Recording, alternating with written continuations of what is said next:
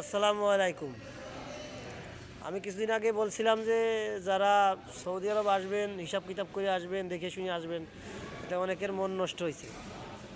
হ্যাঁ, আমি সত্যি কথা বলছিলাম, আমি এখনও সত্যি কথা বলতেছি। আমি আপনাদেরকে সচেতন করতেছি।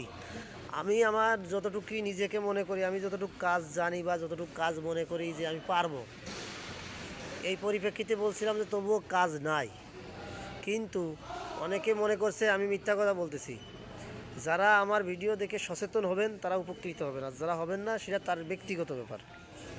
তবে আসবেন, বিশেষ করে ড্রাইভিংয়ের কাজ জানবেন, কারেন্টের পানির ইলেকট্রিক মিস্ত্রির কাজ জানবেন, পানির লাইনের কাজ জানবেন, আর হর্নিংয়ের কাজ জানবেন। ভেকু গাড়ি যদি চালাইতে পারেন এটা আরও প্লাস পয়েন্ট আপনার জন্য হবে। এই কাজগুলো যারা জানবেন তাদের সব জায়গায়, কিন্তু আসার আগে এই ভিসার উপরই আসবেন। আপনি কখনো ক্লিনার ভিসা, লোড আনলোড ভিসার উপর তো বর্তমানে আসবেনই না। লোড আনলোড এবং ক্লিনার এই দুইটা ভিসাই সম্পূর্ণভাবে আপনাকে সাপ্লাই কোম্পানির সাপ্লাই ভিসা।